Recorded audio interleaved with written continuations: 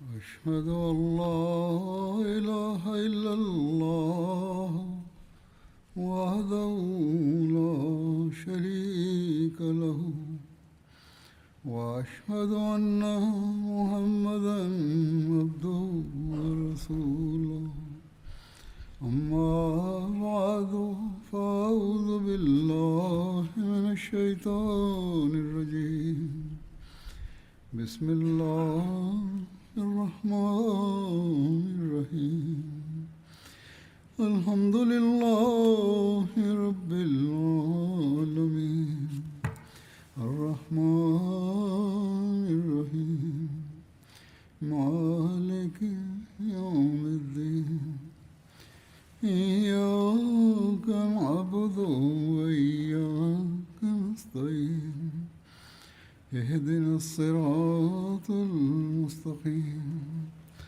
صراط الذين أنعمت عليهم غير المغضوب عليهم ولا الضالين. Dilinde Hazreti Ali su içirme ile beraber Kabe anahtar de ona verildiğini rica etti. Resulullah sallallahu aleyhi ve sellem Resulullah sallallahu aleyhi ve sellem Osman bin Talha'yı çağırdı. Ona dedi ki bugün iyilik günüdür. Osman bin Talha o güne kadar Müslüman olmuştu. Peygamber Efendimiz sallallahu aleyhi ve sellem bundan önce bir keresinde ona hicretten önce Osman bin Talha'dan Kabe anahtarını istemişti. O cevap olarak çok kötü kelimeler kullandı. Peygamber Efendimiz sallallahu çok sabırlı davrandı ve şöyle dedi: ey Osman,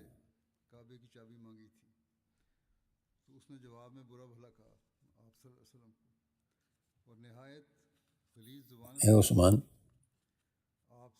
Kabe'nin bu anahtar bir gün benim elimde olacak ve ben onu dilediği kimseye o gün vereceğim. O zaman Osman şöyle dedi: öyle bir gün gelirse o Kureyş'in helaket günü olacaktır. Resulullah dedi ki hayır, o Kureyş'in saygınlığı günü olacaktır.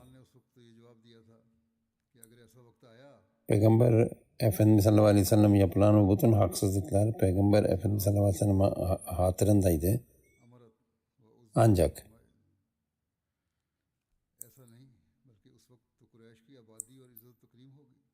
buna rağmen bu tür insanlara merhametli davrandı, onlara şefkatli davrandı.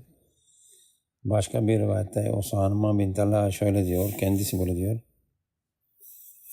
ben pazartesi ve perşembe günü Kabe'yi açardım. Bir gün Resulullah sallallahu aleyhi ve sellem teşrif buyurdu ve Kabe'ye girmek istedi. Ama ben ona çok sert davrandım. Ama Peygamber Efendimiz sallallahu aleyhi ve sellem çok yumuşak bir şekilde cevap verdi ve dedi: ey Osman, bir gün bu anahtar benim elime geçecek ve ben dilediği kimseye bu anahtar vereceğim.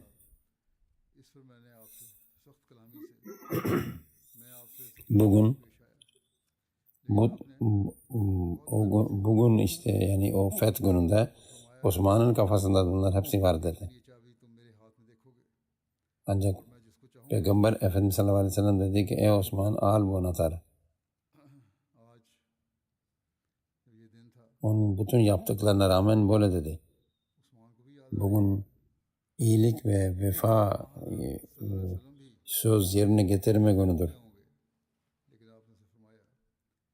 Bu ev senin ailende kalacak. Nitekim Kabe anahtarlar hala bugüne dek nesilden nesile bu ailededir. Başka bir rivayete göre Fethi Mekke'nin ikinci gününde Banu Huza, Banu Huzayl'in müşrik bir ferdini öldürdü. Peygamber Efendimiz sallallahu aleyhi ve sellem zuhurdan sonra, öğle namazından sonra ayağa kalktı. Kabe'ye sırtını dayandı ve başka bir rivayete göre devesindeydi diyor. Allah'a hamd etti ve şöyle dedi: Ey insanlar! Allah Mekke'yi haram ilk günden beri bunu hürmetli kıldı. O gökyüzü ve yeryüzünü yarattığından beri burayı hürmetli kıldı. Safa ve Marva yapıldığından beri burayı hürmetli kıldı. Bunu insanlar bunu hürmetli kılmadı. Allah bunu hürmetli kıldı. Ve bu kıyamete kadar bu hürmetli olacaktır. Nitekim kim Allah ve ahiret gününe iman ediyorsa onun için burada birisini burada kan akıtması onun için kıyamete kadar caiz değildir. Bundan önce de ne bu böyle bir şey helaldi ne de benden sonra bir iki saniye için benim için helal kılınmıştı. Ve bunu hürmet geri döndü. İşte hazır olan burada bulunmayanı bu sözü iletsin. Eğer birisi Peygamber Efendimiz sallallahu aleyhi ve sellem burada savaşmıştı diyorsa ona deyin ki onu Allah peygamberi için bunu helal kılmıştı ama sizin için bu helal değildir. Ey insanlar! Harimde öldüreni Allah'a karşı en cüretli davranan kimsedir. Ey Beni Huza! Öldürmekten uzak durun. Siz bir kişi öldürdünüz. Ben onun diyetini ödeyeceğim. Benim onunla sözleşmem vardır. Ve kim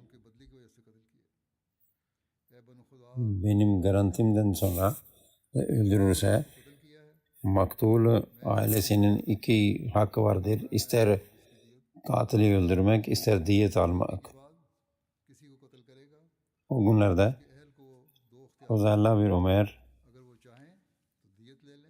Peygamber Efendimiz sallallahu aleyhi ve sellem öldürmek istediği bu planı ortaya çıktı. Mekke fethi gününde birçok kişi içten içe çaresizlikten dolayı yani içinden kızıyorlardı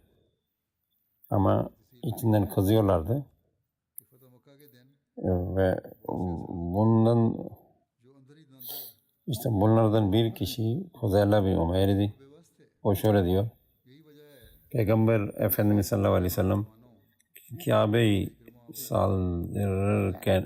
Kabe'yi tavaf ederken ben de oraya geçtim ve şöyle düşündüm: Peygamber Efendimiz'e yaklaşır yaklaşmaz ben onu öldüreceğim. Peygamber Efendimiz sallallahu aleyhi ve sellem öldüreceğim diye plan yaptım. Bu niyetle ben onun arkasında yürüdüm. Peygamber Efendimiz'e yaklaştığımda şöyle dedi: Sen Fuzala mısın? Evet dedi. Sen de kalbinde ne geçiriyorsun? Dedi ben Allah'ı zikrediyorum. Peygamber sallallahu aleyhi ve sellem gülümsedi ve dedi Allah'a istiğfar et. Sen dediğini yapmıyorsun. Peygamber Efendimiz sallallahu aleyhi ve sellem ona yaklaştı, sinesine dokundu. Huzayla diyor ki Allah'a yemin olsun Peygamber Efendimiz sallallahu aleyhi ve sellemin dokunur dokunmaz o beni dünyanın en sevdiğim kişi oldu. İşte o Peygamber Efendimiz'i öldürme iradesine yaklaşmıştı ama bu sevgiyle döndü. Aynı günlerde Abu Bekir'in babası da o iman etti. Hazreti Ebu Bekir'in babası Peygamber Efendimiz sallallahu aleyhi ve sellem hareme girdiğinde Hazreti Ebu Bekir babasını Peygamber Efendimiz'e getirdi. Peygamber Efendimiz sallallahu aleyhi ve sellem onu görür görmez ona şöyle dedi: Ey Ebu Bekir, sen niye bunu buraya getirdin? Bu o kadar yaşlı insan evinde kalsaydı ben kendim onun yanına giderdim. Bunu da Hazreti Ebu Bekir söyle buyurdu: Ey Allah'ın Resulü, o senin sana gelmeye daha çok hak ediyordu. Sen ona senin ona gitmen uygun olmazdı. Resulullah ona dokundu, sinesine dokundu ve dedi ki İslam kabul et, selametle kavuşursun. Nitekim o İslam kabul etti.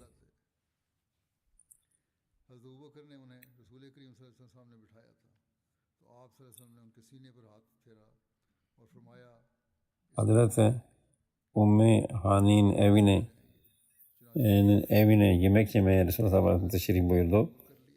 Hazreti İbn-i Abbas diyor ki Resulullah sallallahu aleyhi ve sellem Mekke fethi gününde Hazreti Ummi Hani'ye gitti ve dedi evinde bir yemek var mı? Ki biz yiyelim. O dedi ki benim evimde kuru ekmekten başka bir şey değil ve onu vermekten size utanıyorum. Resulullah sallallahu aleyhi ve sellem dedi ki gel onları getir. Peygamber aleyhisselam onları suya batırarak orada tuz vardı. Resulullah dedi ki çorba gibi bir şey de var mı? Dedi ki bende sirke var. Resulullah sallallahu aleyhi ve sellem onun üzerine döktü ve dedi ki sirke ne güzel bir yemektir. Ey Ummi Hani, eğer bir evde sirke varsa o zengindir. Bakın ne kadar şükür bu şükür etmeyen şükür duygusuyla doludur ve ayrıca bu sorular Ümmü Hanime'ye de gönlünü almaktır, onu da motive etmektir. O Resulullah sallallahu aleyhi ve sellem o gün Kabe'ye geldi ve onu çok hasretle, çok sevgiyle baktı. Nitekim bundan dolayı Ansar Resulullah sallallahu aleyhi ve sellem orada kalacağını düşündü. İşte aşık maşun her zaman bazen böyle şeyler düşünür, onunla ele böyle su üzerine düşünerek.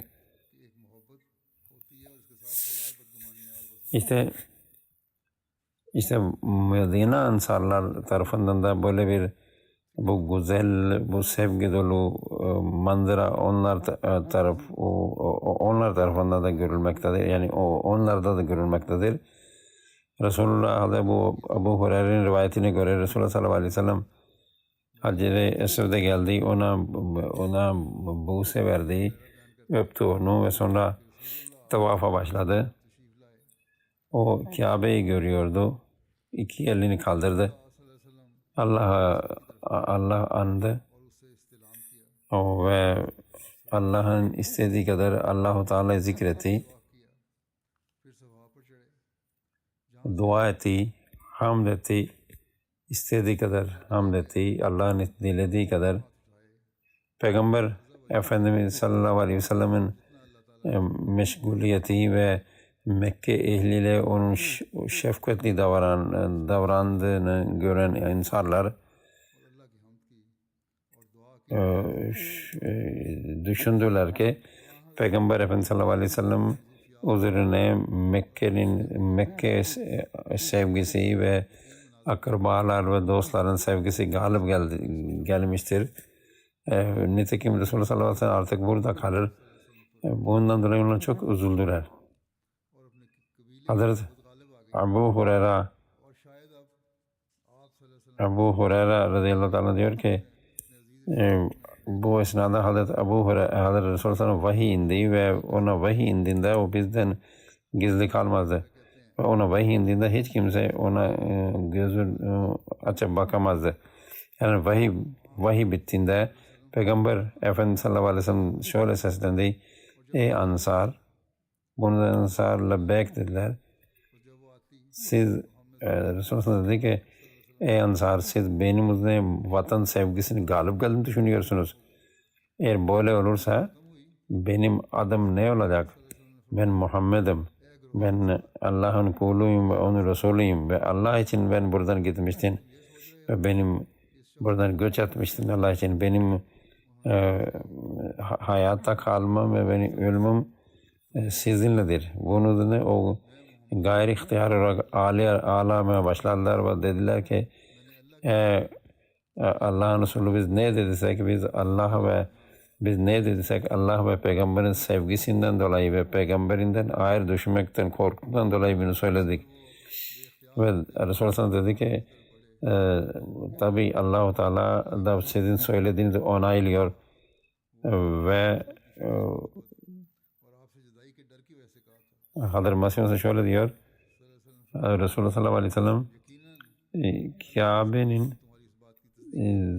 ziyaretiyle meşguldü ve milletiyle şefkatli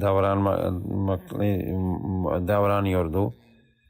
Bunu da Ansarlar üzüldüler ve zannettiler ki Resulullah sallallahu aleyhi ve sellem buradan gitmeyecek. Onun kabilesi ona iman etti. O vakit Allah-u Teala Resulullah sallallahu aleyhi ve sellem vahiy ederek Ansar'ın bu şüphelerinden haber verdi. O Ansar'a çağırdı, onlara baktı. Ey Ansar dedi, siz Muhammed Resulullah sallallahu aleyhi ve sellem millet ve vatan sevgisi galip geldiğini zannediyorsunuz. Ashab-ı kiram dedi ki evet ey Allah'ın Resulü, evet bizim içimizden böyle bir düşünce geçti. Resulullah dedi ki siz benim adımız ne olduğunu biliyor musunuz? Ben Allah'ın kuluyum ve onun Resulüyüm. Ve o zaman nasıl olabilir ki sizler ki benim din zayıf iken ve ben zor durumdayken bana destek verdiniz. Ben nasıl sizi bırakabilirim? Ben Allah için bu şehri, vatanımı terk etmiştim. Onun için ben tekrar bunu geri gelip benim hayatım ve benim ölümüm sizinledir. Medine'dekiler onun bu sözlerini duyunca onun sevgisi ve onun vefasını görünce çok mutlu oldular. Ve şöyle dediler: ey Allah'ın Resulü, Allah adına yemin olsun biz sana suizan ettik. Aslında bizim kalbimiz Allah'ın peygamberin bizi ve şehrimizi terk etmesini bizden uzaklaşmasını istemeyiz. Resulullah sallallahu aleyhi ve sellem dedi ki Allah ve peygamberi sizin bu düşüncenizi onaylıyor. İşte eğer bu Ansar ve Resulullah sallallahu aleyhi ve sellem'deki böyle bir konuşmalar geçtiğinde Mekkelilerin gözleri yaşarmadıysa kalpleri mutlaka yaşarmıştır. Çünkü onlar en değerli mücevheri oradan atmışlardı. O tekrar Mekke'ye geldi ve o sözünü bugün o kendi verdiği sözden dolayı ve vefandan dolayı kendi isteğiyle Mekke'yi bırakıp gidiyordu.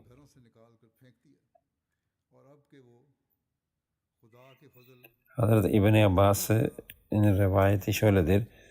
Abu Sufyan Peygamber Efendimiz'i gördü. Peygamber sallallahu aleyhi ve sellem yürüyordu. Ashab-ı kiram onun arkasındaydı. O dedi keşke ben tekrar bunlara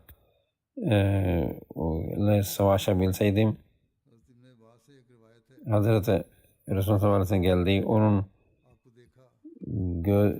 Onun gözünü Onun sine elini koydu. Dedi ki böyle olduğunda tekrar Allah Teala seni rezil ve rüsva edecektir.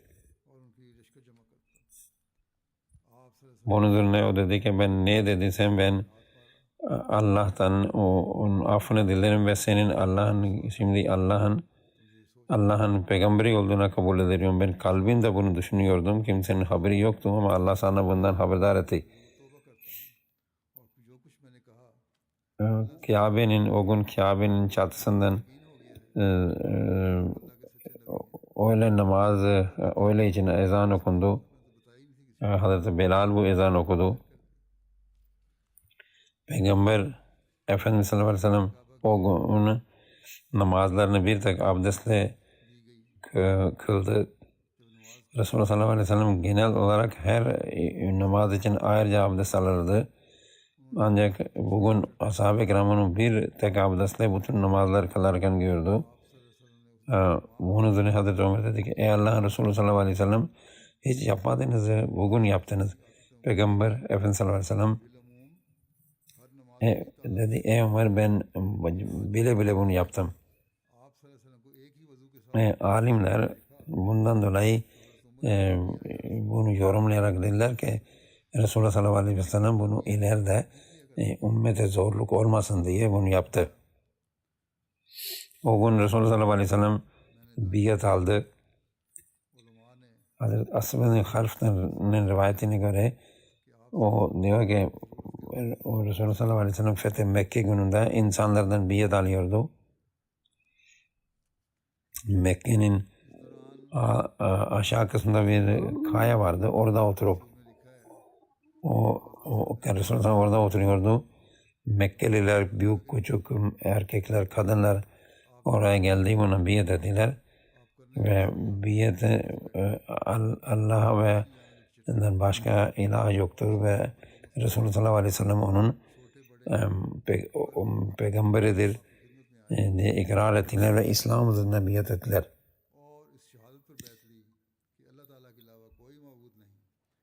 O biat alırken şu söz alıyordu ki onlar Allah ve onun Resulüne kulak verecekler ve ona itaat edecekler. Resulullah sallallahu aleyhi ve sellem o erkeklerden biat aldıktan sonra kadınlardan biat aldı. Orada Hind de vardı. Ebu Süfyan'ın hanım o yüzünü örtmüştü. O Hazreti Hamza'ya yaptıklarından sorumlu tutulacağından korkuyordu. Kadınlar o huzuruna vardığında Resulullah sallallahu aleyhi ve sellem dedi ki siz Allah'a kimseye ortak koşmayacağını, hırsızlık yapmayacağına dair bana biat edin.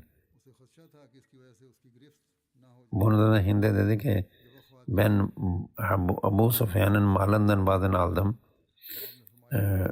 Bilmiyorum helal mı haram mı. Abu Sufyan bunu dinliyordu, oradaydı. O da dedi ki sen geçmişte neyi aldıysan sana helal değil. Allah seni affeylesin. Peygamber Efendimiz sallallahu aleyhi ve sellem onu tanıdı. Sen Hind binti Utbe misin? O dedi evet efendim. Ancak ne önce olduysa onu affedin. Yani ben size ve İslam'a karşı ne yaptıysam onu affedin. Onu demek istedi. Resulullah dedi ki kadınlara söz aldı siz fuhuş ve yapmayacaksınız. O dedi ki özgür kadında mı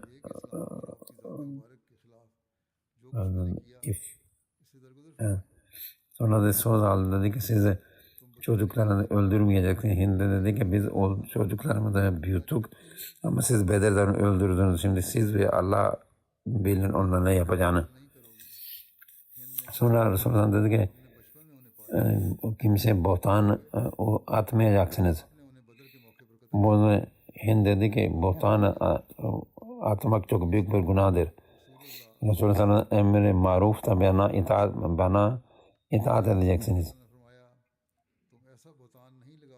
Bir rivayete göre Hind binti Utbe yanlışlık üzerinde dalaletinde olduğunu anladı.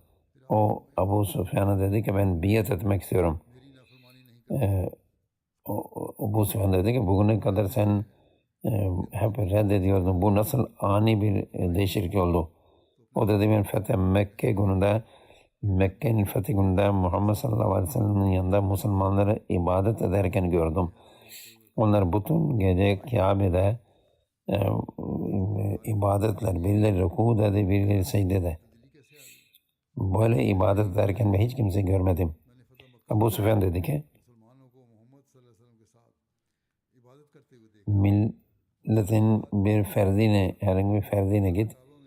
Yani eğer o Hazreti Ömer'e gitti. O Hazreti Ömer'in yanına alıp Resulullah vardı ve İslam kabul etti. İslam kabul ettikten sonra evine gitti ve evindeki putu kırdı. Ve şöyle dedi, senden dolayı bizi kandırıldık. Başka bir rivayete göre o İslam kabul ettikten sonra Resulullah sallallahu aleyhi ve sellem geldi ve şöyle dedi, bütün övgüler Allah'a aittir. O dinini galip kıldı. Sizin rahmetinden bir pay bana da verilecek mi? Ey Allah'ın Resulü, ben Allah'a iman eden bir kadınım ve buna ikrar ediyor. Sonra sana dedi ki hoş geldin dedi. O dedi ki ey Allah'ın Resulü ve yeryüzünde en çok senin rüzgarıyla sormasını istiyordum ama şimdi en çok senin saygınlığın bana azizdir. Hind iman ettikten sonra o ihlasını bildirdi. İki keçiyi boğazladı ve cariyesinin eliyle gönderdi. O dedi ki benim cariye geldi dedi ey Allah'ın Resulü benim sahibim bunu gönderdi ve özür diliyor ki bizim hayvanlarımız azaldı. Onun için mesela 2 tanesini gönderiyorum. Resulullah sallallahu aleyhi ve sellem dua etti ki Allah onda bereket versin. Bu cariye diyor ki ben daha sonra bu bereketi Resulullah sallallahu bu dua neticesinde o hayvanların o kadar çoğaldığını gördüm ki bundan önce hiç görmemiştim. Hazreti Müslim Maud radıyallahu anh bu biyet olanı şöyle anlatıyor. Bir kadın var. O Hazreti Hamza musle yapmıştır. Vücudunu paramparça etmiştir. O biyete geldiğinde perde emri gelmişti. O kadınlar biyete geldiklerinde o da yüzünü örtüp geldi ve biyet etti.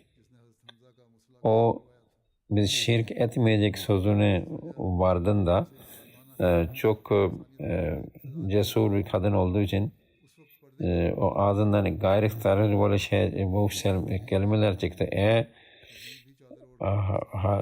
Resulullah biz bu kadar size karşı gelmemize rağmen elimizden geleni yapmamıza rağmen biz başarısız olduk. Buna rağmen şimdi biz şirk mi edeceğiz? Resulullah sallallahu aleyhi ve sellem dedi ki sen Hind misin? Çünkü onun sesini tanıyordu.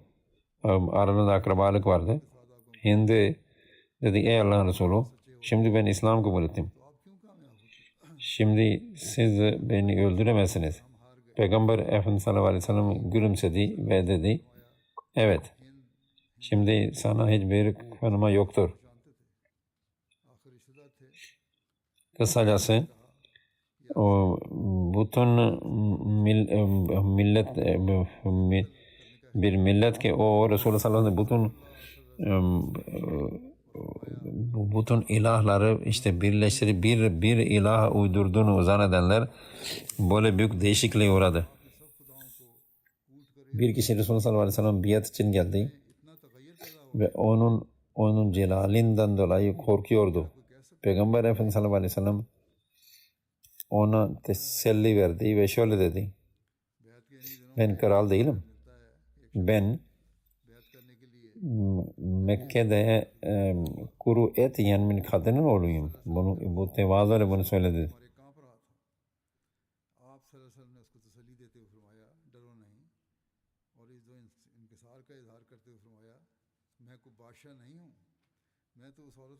Bazı insanların öldürülmesi için emir vardı. Ama bu konuda çekincelerim vardır. Onu da ben söyleyeyim. Bu olayların anlatılış şekli Resulullah sallallahu aleyhi ve sellem'in genel uygulamasına ve sünnetine aykırıdır. Ben İbn-i İshak diyor ki bazı insanların suçlamalarından dolayı onlar nerede bulunsa öldürülmesi ama emir edilmişti. Bundan 5 erkek ve 6 kadın vardı. Sirt-i Huleybiye'de 11 kişi olduğu yazılıyor. Vakti 10 kişi olduğu yazıyor. Bazı kitaplarda bunların isimleri de geçmektedir.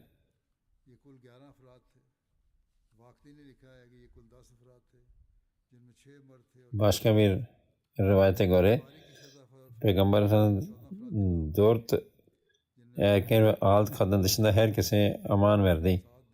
Ve dedi ki onlar Kabe'ye asılsa olsalar diye onlar öldürülsün.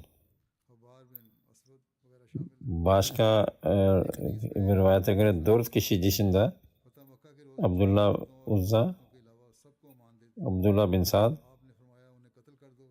Ümmü Sara. Bunlar dahildir. Başka bir siret yazarına göre katil mubah kılınan kişileri Resulullah sallallahu aleyhi ve sellem hepsini affetmişti. İşte bu Resulullah sallallahu aleyhi ve sellem ama ancak Resulullah sallallahu aleyhi ve sellem'in genel affından önce birkaç kişi öldürülmüştür. Hazreti Müslim diyor ki 11 erkek ve 4 kadın savaş suçlusuydu. Ve bunlarla ilgili Resulullah aleyhi ve sellem öldürülme emri vardı. Bunlar sadece kafir değildi. Tersine savaş suçluydular. Ama bunların çoğu da Resulullah sallallahu aleyhi ve sellem tarafından affedildi. Hazreti Mesih Maud şöyle diyor. Hazreti Hatim-ül Enbiya sallallahu aleyhi ve sellem Mekke'dekileri ve diğerleri onlara galip gelmesine rağmen ve kılıcın altında olmasına rağmen onları affetti. Ancak birkaç kişiyi onlar içinde Allah tarafından onların cezalandırılması emri vardı. Onları affetti ve ezeli lanetler hariç herkesi affetti. İşte bu öldürülen kişiyle ilgili tarihte bunun sebepleri de söyleniyor. Ben onların yazdıklarına söylüyorum. Bunlar teselli verici şeyler değildir.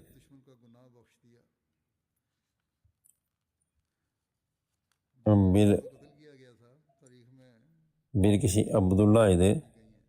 O İslam'ın kabul etti. Resulullah sallallahu aleyhi ve sellem onu zakata gönderdi. Onun yanında başka bir şey vardı. İşte bu İbn-i Hatal onu önceki adıydı ve yanındaki uyuyordu. Bu onu öldürdü ve irtidad ve İslam terk edip kaçtı. Ve Resulullah sallallahu aleyhi ve sellem hücum etmeye başladı. Resulullah sallallahu aleyhi ve sellem Mekke gününde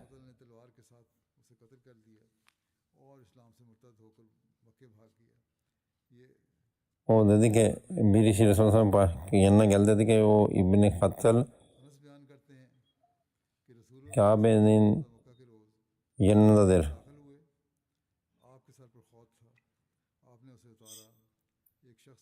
İşte Makis bir kişi vardı. O bir Ansari sahabeyi öldürmüştü. Önce Müslüman olmuştu ve sonra bu suç işledi ve Mekke'ye kaçtı. Haris bin Nukays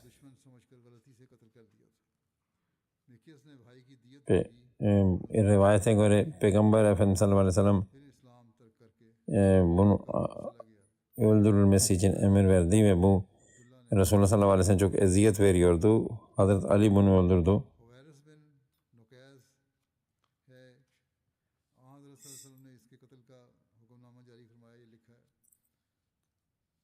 Aslında bunun başka bir sebebi vardır. Çünkü Resulullah sallallahu aleyhi ve sellem kendi nefsi için kimse bunu yapmazdı. Telatıl başka bir kişi bu Resulullah sallallahu aleyhi ve sellem hicvediyordu. Onu da Hazreti Ali öldürdü rivayete göre. Bir karina bir cariydi. O da Resulullah sallallahu aleyhi ve sellem hicvediyordu. O da öldürüldü yazılanlara göre. İşte 14 ve 15 kişidir bunlar öldürülenler. Ancak bu sayı doğru değildir. Çünkü bunlar öldürmenin sebebi olan sebebi yazarlar işte birisinin sadece murtad olduğu ve Resulullah hicveti yazmaktadır. Ancak bu suçlamalar daha sonraki düşüncelerdir. Daha sonra yaygınlaşan düşüncelerdir. Çünkü Kur'an-ı Kerim Resulullah sallallahu aleyhi ve sellem zamanında Kur'an'da böyle bir ceza yoktur. İşte Kur'an-ı Kerim'de sadece irtidad, murtad olmanın cezası öldür değildir. Resulullah sallallahu aleyhi ve sellem usve hasenası onun sünnetinde ona hicv etme, ona eziyet çektirmenin cezası öldürme değildir. Bunların açıkça anlaşılıyor ki her kim Fetih Mekke gününde öldürülse onların suçları bunlar değildir. Başka bir suçu vardı. Yani onlar savaş suçlu idiler. Sadece bunlar değildir. Meşhur Allama Şibli Nuvani ki meşhur siret yazardır. O diyor ki Mekkelilere Resulullah aman verdi ve 10 kişiye öldürülmesini emretti. Bazı yazarlar diyor ki böyle diyor. Bunlardan bazıları öldürmüşlerdi ve bunlar katil olduklarının kısas olarak öldürüldü. Ama diğerleri onların suçu sadece Mekke'de Resulullah'a eziyet çektiriyordu veya onu hicvediyordu.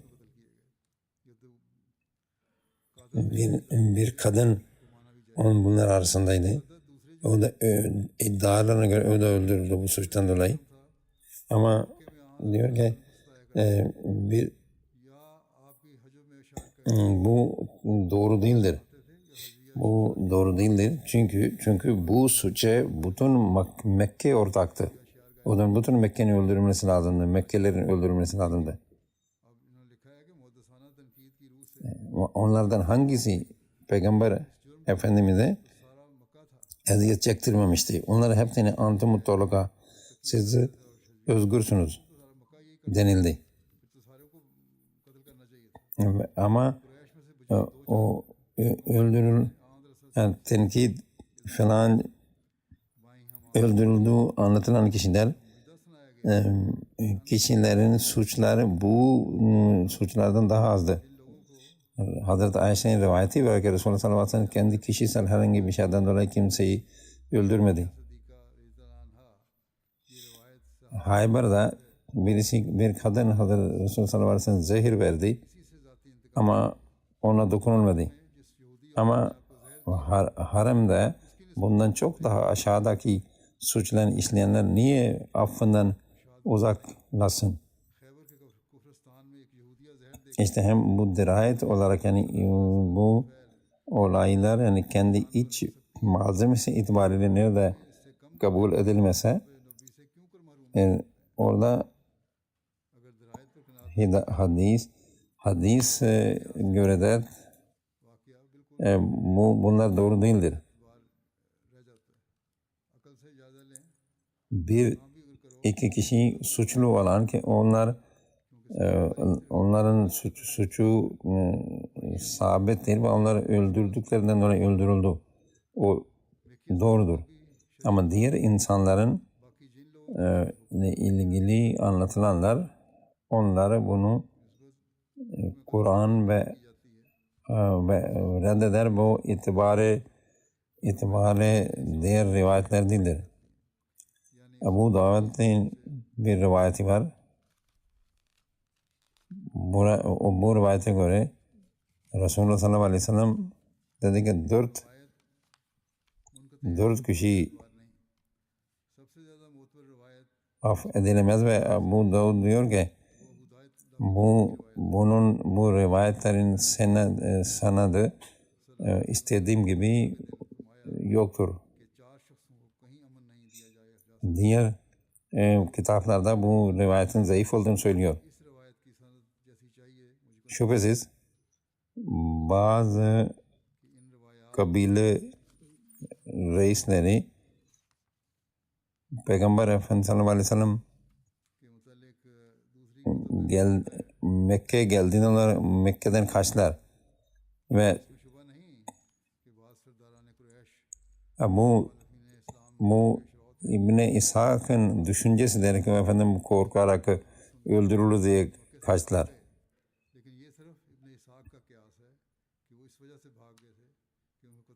Ancak Resulullah sallallahu aleyhi ve sellem o gün birkaç kişi ki Allah tarafından onların öldürme emri gelinen kimselere sadece o gün öldürüldü ve diğerler hepsi affedildi. Onun için böyle bir şeyler söylemek efendim bazıları Resulullah sallallahu aleyhi ve sellem hakaret ettiği için öldürüldü vesaire. Bu doğru değildir.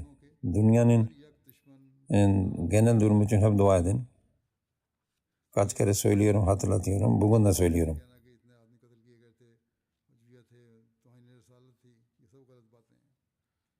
Ben hep diyorum ki birkaç aylık yiyecek ve içecek evinizde bulundurun. Şimdi bazı devletler de bunu söylemeye başladı. Allah dünya acısın ve korkunç savaş durumlarından korusun. Bazı vefat edenlerden bahsedeceğim. Namazdan sonra da cenazelerini kıldıracağım.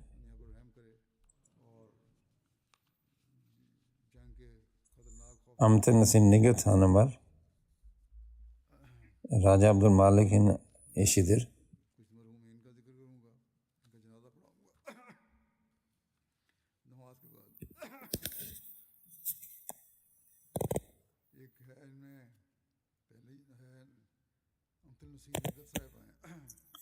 Yetmişindeyken geçenlerde vefat etti. İnna lillahi ve inna ileyhi raciun. Musi'ydi. Hazreti Mirza Şerif Ahmet radıyallahu anh'ın torunuydu.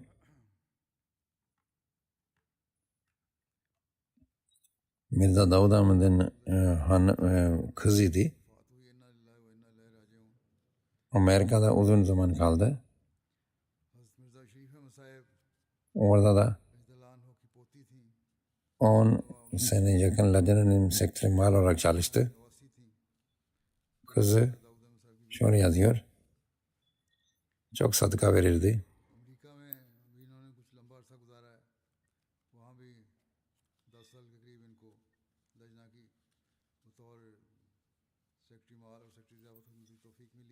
Ve bir hayvanı boğazlayıp fakirler hep dağıtırdı. Atini fakirleri dağıtırdı. Fakirlere ev yaptırdı. Bir gece rüyasında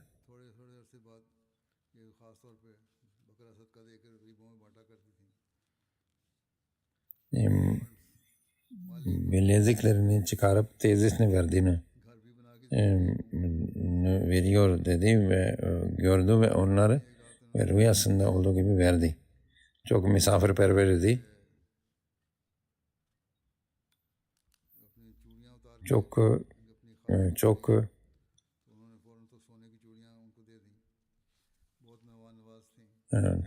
o çok dua eden bir kadındı.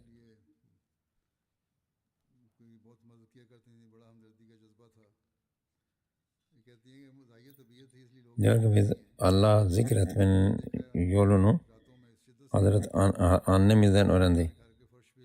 Hazreti Mesih Maud'un şiirlerini o kadar çok okurduk biz de ezberden öğrendik. Ondan öğrendik. Ezberledik ondan duya duya.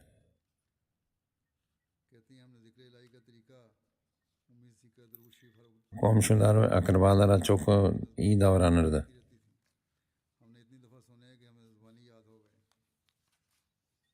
Onun yeğeni şöyle yazıyor.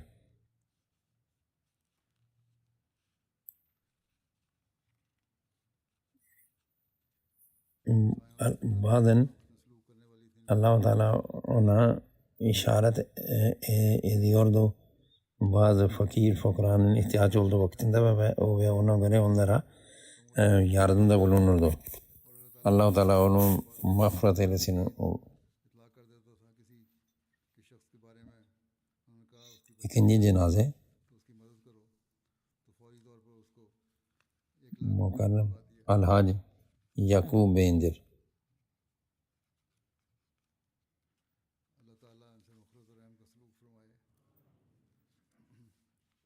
O Gana'nın oğunda okul müdürüydü.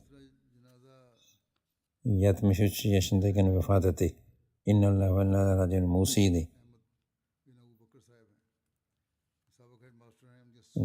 İşte geçenlerde bir yere giderken yolda bir trafik kazası geçirdi ve o aldı darbeden dolayı vefat etti. İnnallâhu ve innâ ileyhi râciûn. Arkasında iki hanım çocuklarla ve annesini bıraktı.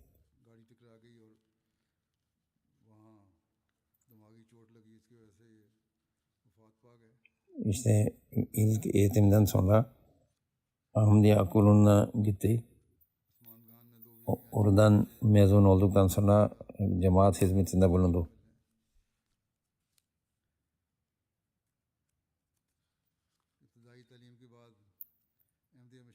Cemaat tarafından bu burslu olarak Gana Üniversitesi'nde okudu.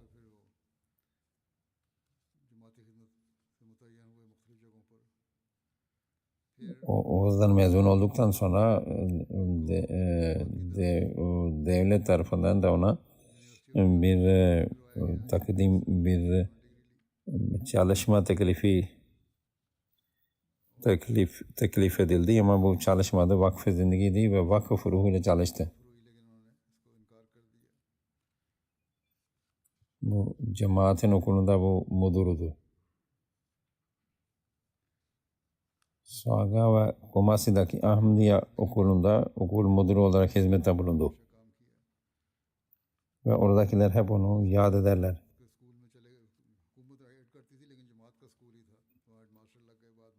Orada o bölgedeki ileri gelenleri, öğrenciler ve anne babalar hepsi onu iyi zikrederler ondan. O National Secretary Tebliğ'de aynı zamanda Ulusal Tebliğ Sekreterdi. Ansarullah kaide terbiyet idi. İlmi mizaçlı bir insandı.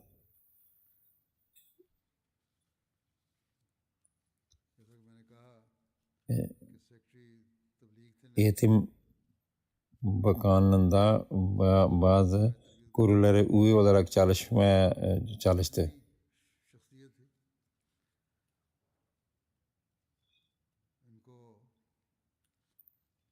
Bir konsolun, bazı konsolların başkanlığı yaptı veya onlara üye oldu.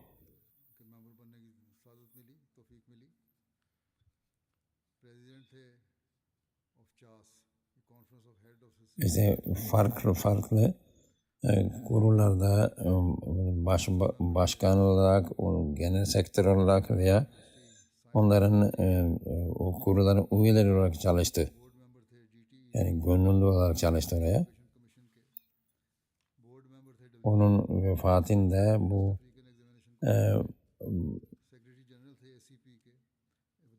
o kurulların ileri gelenleri çok üzüntülerini bildirdiler.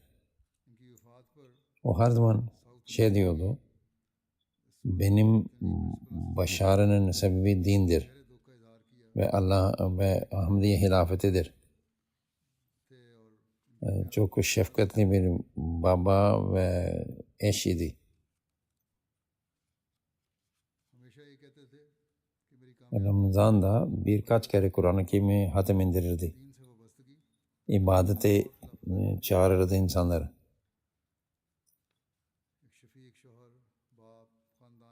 Bir lider olma vasıflarına sahip olmasına rağmen çok tevazu sahibiydi ve çok dürüstlükle görevlerini yerine getirirdi. Onun AB siyasında Ahmediyet ilk kabul etmişti ve ondan sonra ailesine Ahmediyet'e girdi ve diğer aile fertleri de Ahmediyet'i kabul etti.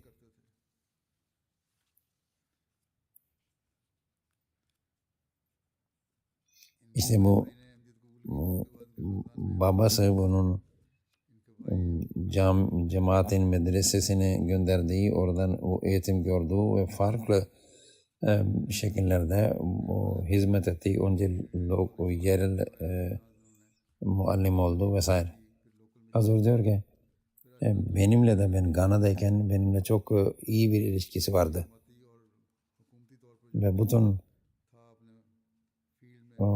güvendiğim ve itimadı gerektiği işler hepsini ben ona söylerdim. Ama ben hilafeti seçildiğimde onu çok ihlasta çok ilerlemişti. Cemaat ve hilafet için çok fedakar bir insandı. Annesi yok, benim bu çok dindar oğlumdu.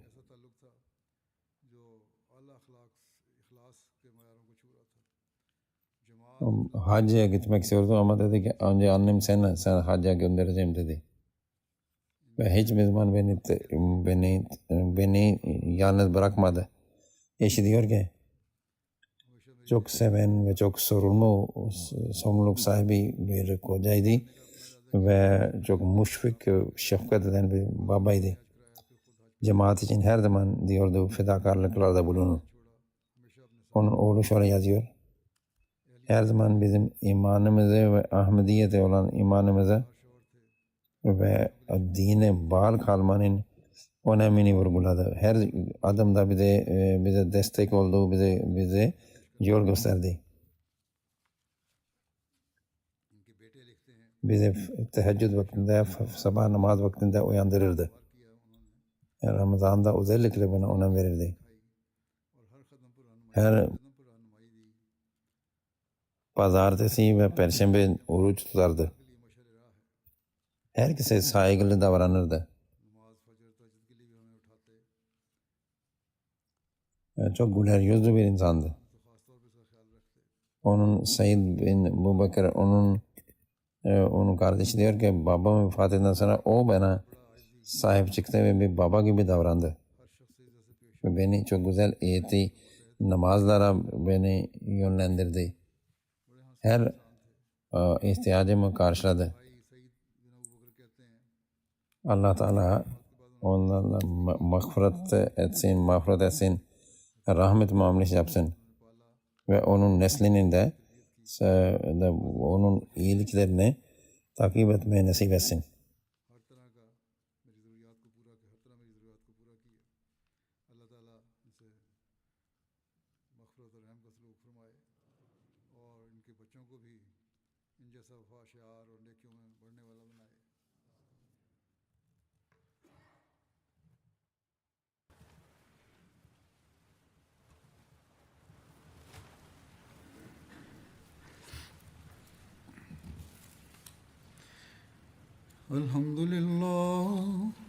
الحمد لله نحمده ونستعينه ونستغفره ونؤمن به ونتوكل عليه ونعوذ بالله من شرور أنفسنا ومن سيئات أعمالنا من يهده الله فلا مضل له ومن يضلل فلا هادي له ونشهد أن لا إله إلا الله ونشهد أن محمدا عبده ورسوله عباد الله رحمكم الله إن الله يأمر بالعدل والإحسان وإيتاء ذي القربى وينهى عن الفحشاء والمنكر والبغي يعظكم لعلكم تذكرون اذكروا الله يذكركم وادعوه يستجب لكم ولذكر الله